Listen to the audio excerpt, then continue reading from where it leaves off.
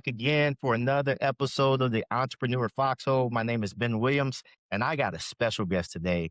I got a guy that's been out here doing amazing things, not just in our arena, but just across the board in El Paso, not from El Paso, but he's come out here and he's been killing it right now, regards to all the different things that he's got going on with his agents, with the community. See this guy's face everywhere. And I've been wanting to interview him for a long time. He's an amazing person, amazing friend. And I know people probably think like, what the hell he's doing on this podcast? But I love the collaboration. I love things like this. And what we're going to do today is just unpack his story. And without further ado, I have Mr. Frank Gay from Home Pros Real Estate Group. Thanks, What's up, Frank, buddy? for being here. Thanks for having me. Appreciate it. I guess in regards to who you are and what people think they know about you, I have a perception of what I think about you, but what's some of the stuff that we don't know about Frank Gay? Oh boy.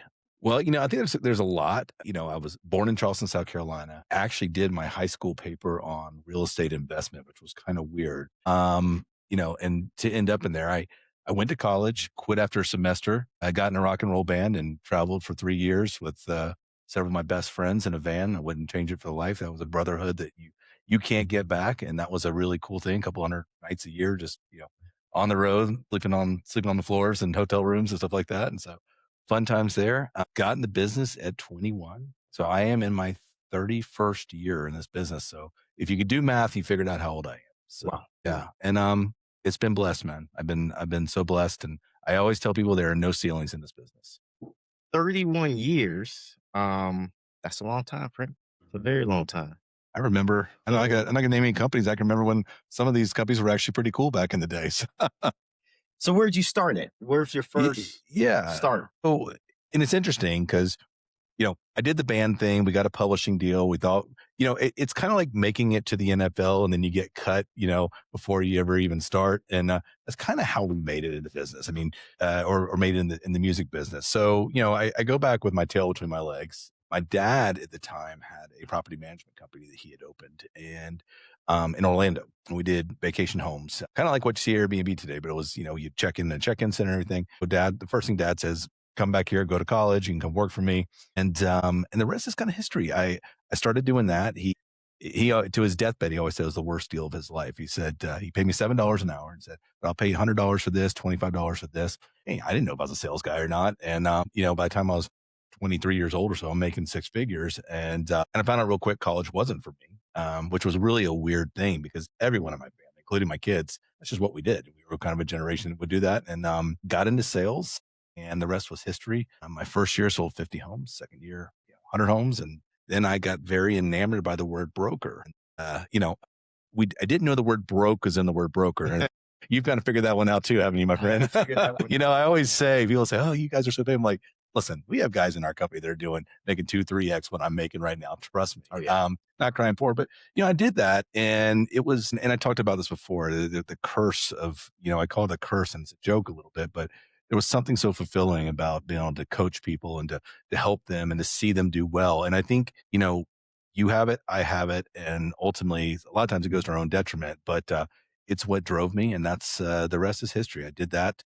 I owned 5 Remax offices in Florida. I was a partner in a couple in Europe, and which was kind of a neat thing. 2008, my world blew up, with the whole recession and everything. And, from there, I took a step into the corporate world and did that for what I thought would be a very short period. And I was very blessed to kind of go. And I had some pretty high profile jobs and worked for some pretty high profile companies. And I know I'm just kind of rambling, but that's my kind of my ride. Did that until I met this crazy lady in El Paso one time.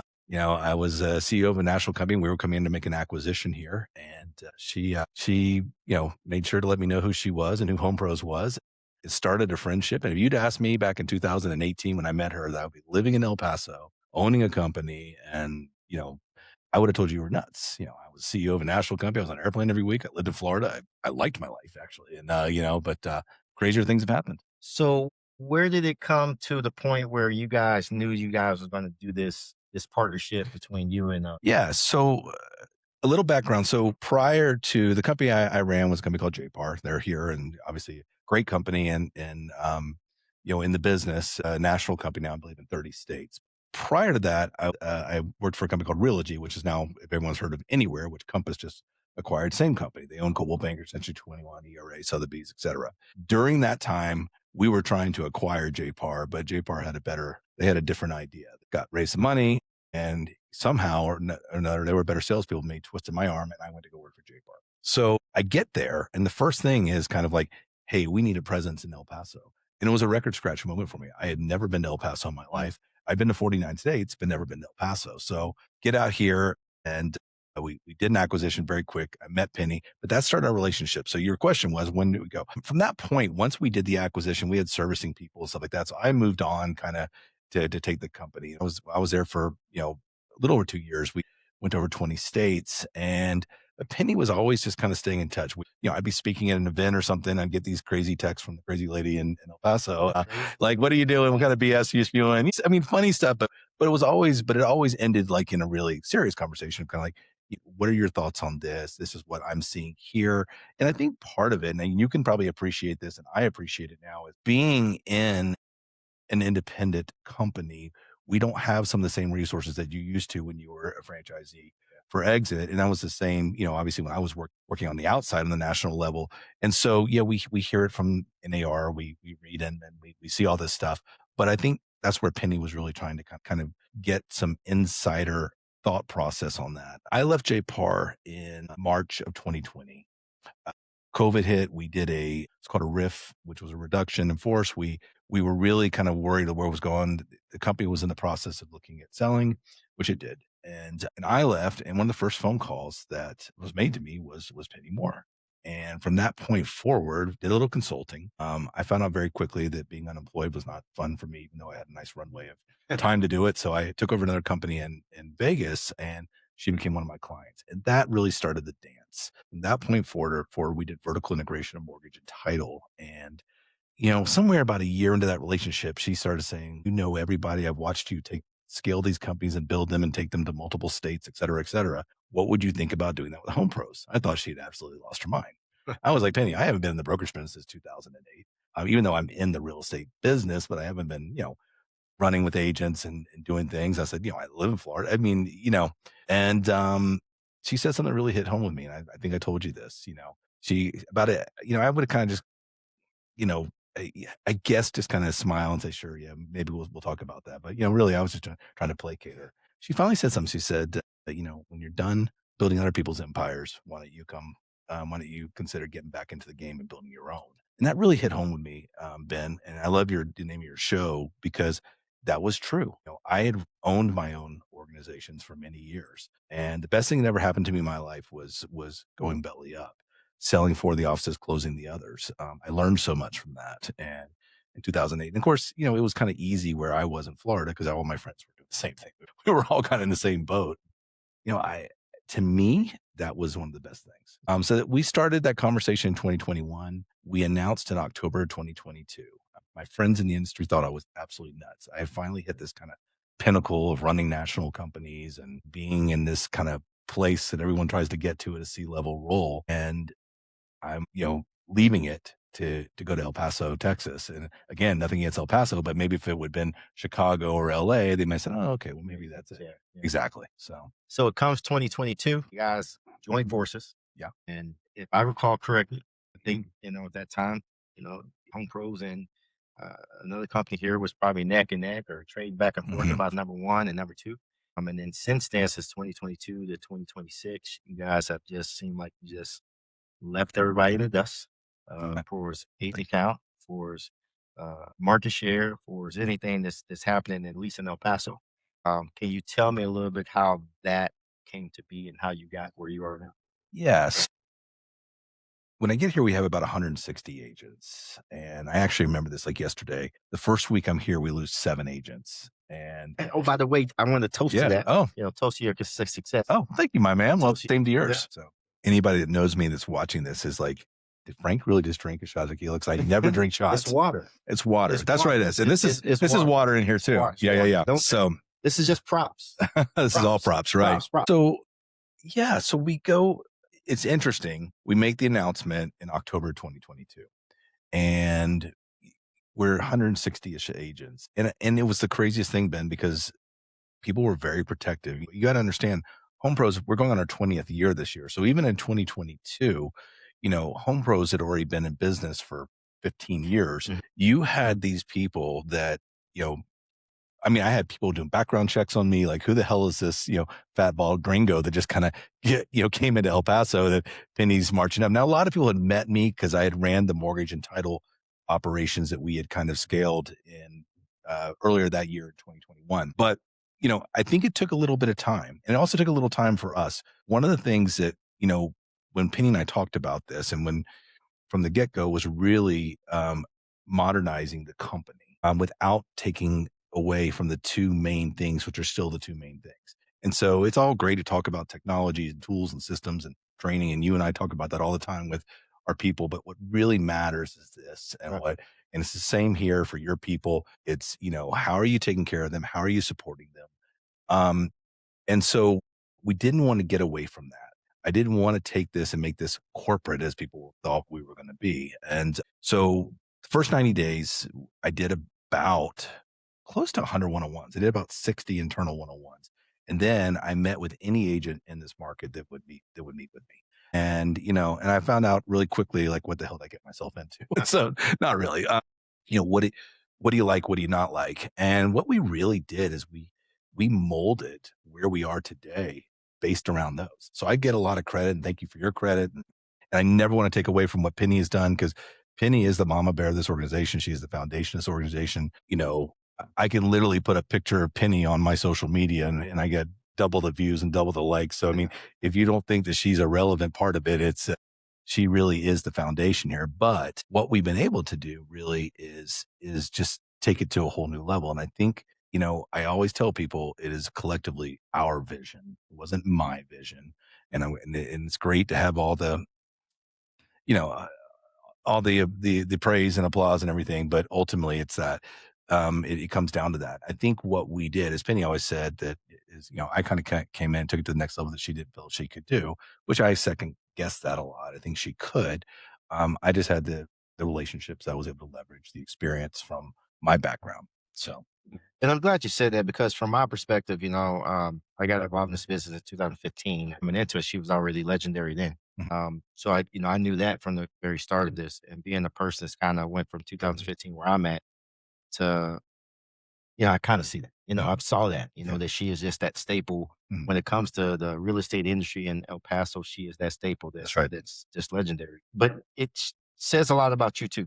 And without no disrespect to Penny, because she is the mama bear and That's she right. is that person that pioneered home pros. That's right. However, there's no doubt that since you come on board, there's been a next level, if you will. And I'm sure she can appreciate that as well as you can appreciate that. And She I and does. and I'm We're sure each she other's does. biggest fans.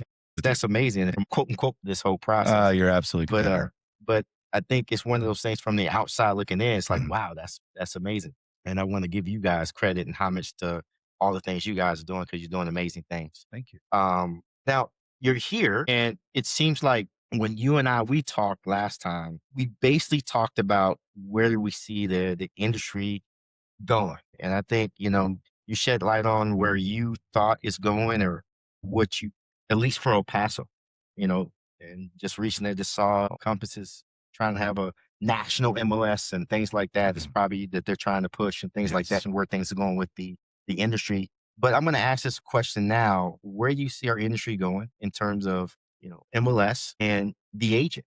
I mean, where do you see that thing going? So, I don't think there's anyone that's not very aware of I'm vocal about some of the different things that have happened really over the last decade. And it's been going on longer than that with NAR. I love all of our local people. I am a company guy when it comes to realtors and all that. Always have been. And I've served at different levels, even at the national level, just in committees. But I was a director for Florida, and so I mean, I've been through kind of all the things that you've been going through, my friend, over the last decade. And so the other full time job that you had, right? And so one of the things that I see is number one, and I think they're trying, is NAR has got to prove better value, and it will make them better by having to prove that. because we are seeing different states where MLS choices are now coming into place. For example, we're in Colorado right now. We just went in there. We've got a couple agents. So I mean, it's not like we're in there, but we are in there. We're open for business.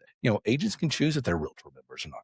They don't need the Association of Realtors for the MLS. They don't need for Texas Realtors or Colorado Realtors, for that matter, for the forms. The forms come directly from the Real Estate Commission. And then also they've created this scenario where the companies can still bring in both agents. So it doesn't mean that the company has to be a realtor member only. To me, that's the only way this goes forward. And I'll explain why, because it's not that I'm anti, because we would always, if there's a choice of one or the other, we would always be a realtor member. And we obviously are. But to me, we've got to make our associations stronger. So, and I think it will. I think ultimately they're going in the right direction.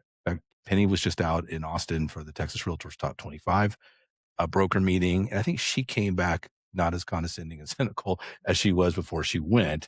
Of like, what am I going there? And of course, that was a very powerful room. We were a very small player in compared to some of these brokerages have 3,000, 4,000 agents. Where I see the industry going is two things. Number one, consolidation is a good thing for people like us. I see the franchise business is fragmented and going away. I was part of it for many years. You have margins on brokerages that are already falling around 7% per company dollar retained. You can't go out and charge someone 5 or 6% on a franchise fee. So you're seeing these, you live that, you understand that. Yeah, I did I too. understand that very I well. lived it on both sides. I was a Remax franchisee, and then I obviously worked for the largest franchisor in the world, anywhere for many years. And then JPAR was a startup franchise. Or And it's tough. I yeah, it think is. people realize how tough that That is. is until you experience it from the outside looking in. If you've never been through That's that, right. it's a tough sell. It I really is. I would say this. I think if you're a realtor, I think you can breathe a breath of fresh air. I don't think AI is taking over your job. Yeah, we're gonna get to that. And I've done a lot on this. We've spoken a lot on this. I've spoken to different, with different people and other podcasts and stuff about this. I don't think it's taking your job. I use AI for everything. What I do believe is that if you're not harnessing AI, if you're not harnessing technology, you're going to be left behind. So I'm pretty vocal about that. I have agents that have actually quit over that because they don't like that. I'm second guessing the old way of writing contracts on the hoods of cars and things like that. But I truly believe that. The other thing I would say is a national MLS. Yes, I believe that's happening. I believe there's no other option. I think it will be broker owned.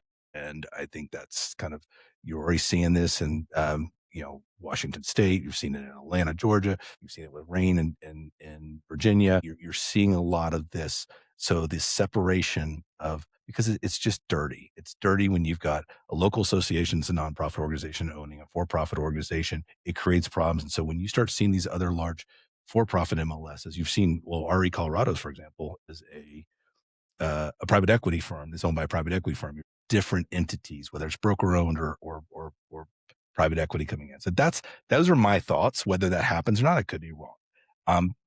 Go ahead. So my thoughts, And you can appreciate this because you're on the MLS. So Right. where you were, yeah. I was And MLS president, I could probably learn a lot from. serving on the board now, and so when I look at it, and I feel a little bit differently in one part, that I believe that I think there's a perception that folks feel, the diehard folks say, okay, they're not tied together, being MLS and association, and having them all the one the same. I think there's going to be some lack of um, accountability and ethics and morals inside of a 1,000%. real estate agent versus a realtor, right? And I think that's what ultimately holds us together, by the way. And I'm with you 1,000% on that. And so there's this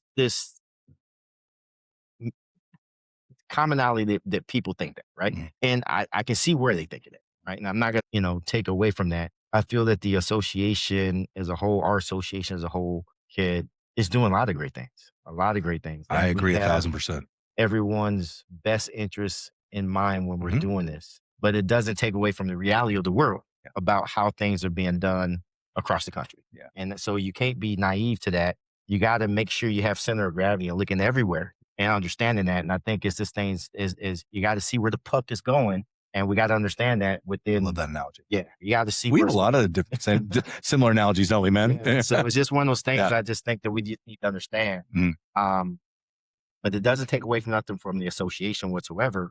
I feel like we just got to understand it and make sure we get out in front of it and make sure, like you and I, in some regards, in a lot of factors, we talk about training support. Mhm. When people think of going to mom and pop shops or any type of model that allows the agent to get up to 100%, they Mhm. think things are taken away. That's right. Training, support, technology, and things like that, right? And I feel like that's something that's a misconception That's right. amongst the two of us Mhm. in our world. Because I know that we have the opportunity here as well for an agent to have up to 100%. That's right. But I don't think in one way, shape, form, or fashion that we lack in technology, training, or support. And I know that's a big misconception. Can you speak to that a little bit? Yeah, and I'm not even sure it's a misconception or it is, and this is where I get myself in trouble, or it really Yes, is where you it is the traditional brokerage, gotta be very careful as we're talking about our ethics and everything, and I do yeah, I think the problem is that this is a very small-minded mindset of people from that have been in this business for a decade, 2 decades, 3 decades ago. "Oh, if it's a 100% company, it's just a warehouse. There's no production." Well, we can show that's completely not true. Number one. Number two, oh, they're not going to give you support. They're not going to give you services. They're not going to give you tools. They're going to give you technology. The reality, Ben, is I know you're offering, and I think you know mine. And in most cases, we're giving as much, and in many cases more. I think more. In many cases, I more. think a lot of times it's And more. I think the idea, and unfortunately, this is a lie. It is a lie that is spread, that has been spread, and it's been a common lie that's been spread over the industry by people trying to retain retained company dollar of market share. It's how can we retain, making 20%? Just, I'm not gonna say names. Met with a lady yesterday who confirmed she's coming. She paid $26,000 to her broker last year. She would have paid less than $4,000 to us. And when she's looking at it, she's like, and there's more. You guys have way more. You have 150 plus trainings, et cetera, et cetera. And I know you do a ton too. And I think there, We're way above 150. If we look at we do 4 times a week, yeah, it's crazy. and this is kind of And what I we look are. at okay, I see that and I'm like, well, people don't know that behind the curtain, That's it. you know. And I would say this, the sad part, you can appreciate this more than me. I would assume we can do all the training in the world. And it's this, well, number one, it's mentality in the brokerage business that, we do this, we're damned to do, damned we don't, we got to give it. And then, but trying to get people to actually to attend it is a whole other thing. Trying to get people to on adoption on our technology. And we are always trying new things. And I'm sure you are too, because it's It's really so hard because I'm sitting there going like, I just want to sometimes grab someone's neck and strangle them a little bit. Like it's right here in front of you. You can do this. So yeah, it's my struggle too. You know, we have a system, we have Lofty, we give Lofty, and it's not for it's just facts. We only have like about a 36% adoption rate where we're having a tool there that could, if you use a CRM, no matter which one you use, if you use it, uh-huh. it saves you time, money, and So can I congratulate you? well, Because the industry says if you have a 20%, you're doing good. If you have a 30% adoption rate, you're knocking it out of the park. thank you. Appreciate that. Now, we have a 64% adoption rate, but let me tell you why. There's a secret there because our system is also our transaction management platform. So we have an end-to-end platform. So Okay. there are people that are going in there. And the only reason there's some people that are not either, we don't have a lot of people that don't do transactions just because it costs money to work at Home Pros, as you know. But is if they've got TCs or other people that have different accounts and stuff. But we always look at this and go like, I'd really like to kind of break that down. Where are we really when we take that TC piece? Not the TC, but the transaction transaction management. management. Yeah. So you're doing Get you. great, man.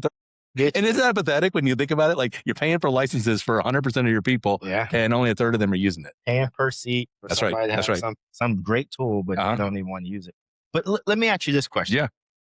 In terms of what it looks like for you 5 years from today, you can answer that question from home pros perspective or yourself or whatever. But it's just curious about what people may not know what you see in the future for yourself Sure. and what's going on. So I say this, and it sounds a little cliche, but I think I needed El Paso more than certainly El Paso needed me. El Paso didn't need me, but it was a great thing for me. So no, I'm not taking Home Pros and selling it. I mean, obviously anything is for sale, and so we can talk that tomorrow. If I offer you $10 million, you're going to take the check and you're on board, right? And vice versa. By the way, just in case, okay, if you got that, I'll sign right here. No strings attached. But the point being is I think there's a couple of things that we want to do.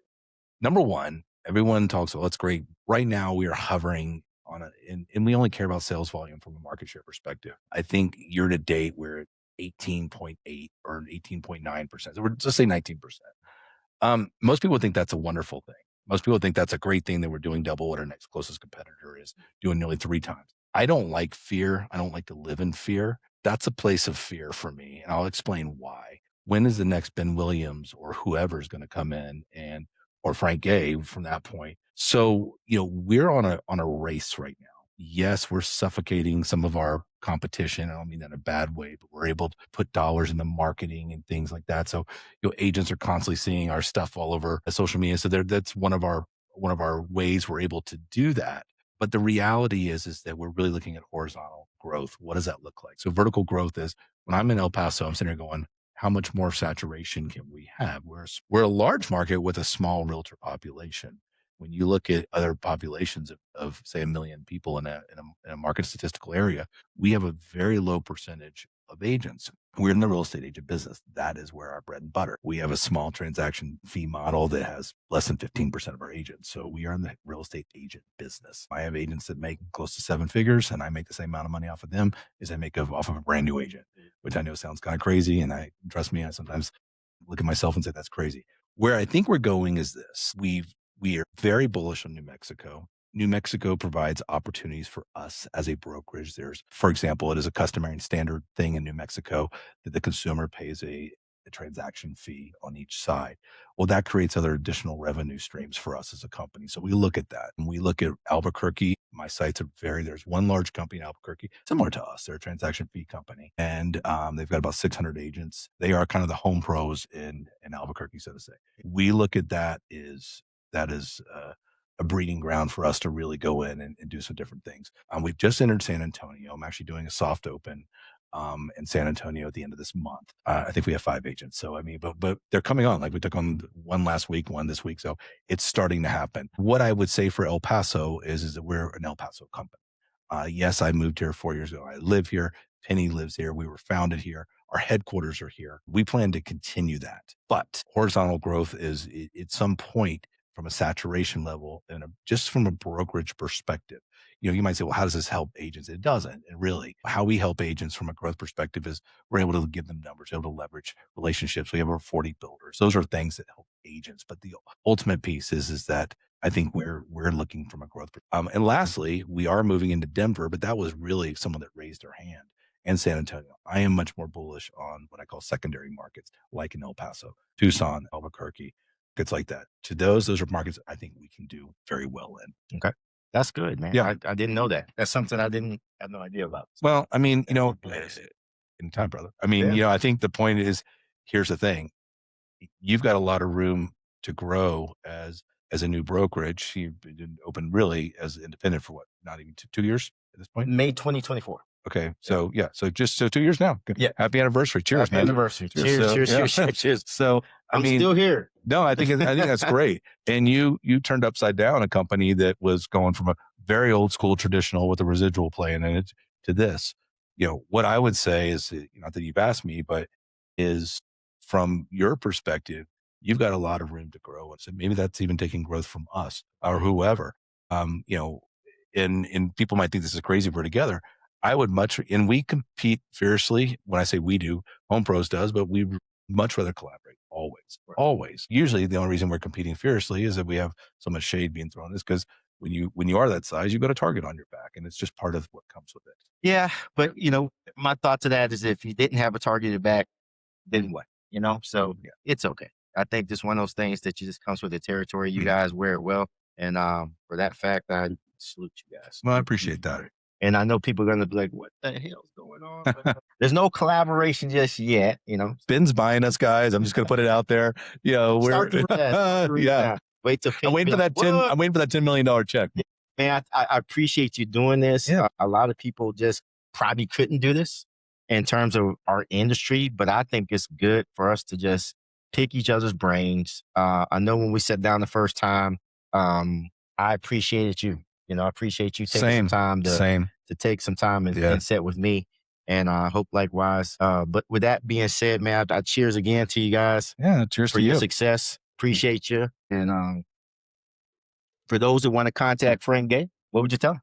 Look into the screen. Tell Oh, 'em. geez, guys. I mean, you can contact us any way you want. I mean, at the end of the day, if you want to talk shop, you want to talk business, you want to just run something by, I love that. Reach us. You can reach me on my email, Frank at Home Pros Real Estate Group. You can reach me on my cell, 915-203-2808, or you can just always go to our website at joinhpre.com. All right, Frank. I appreciate you. Yeah, brother, and, appreciate you, man. let's do this again sometime Yeah, with absolutely. another Maybe you're going to be milestone. my guest on next time. I would love to do that. All Appreciate right. you. Yeah, absolutely, man. All right, Okay. thank you. Thanks, bro. All right, you guys. For now, that's all. That's we're gonna land the plane there. We appreciate you joining in with us. You never know who's on our episodes. Hey, we just had a special guest here that you wouldn't think would have been here. You never know. Until next time, sign off. Ben Williams.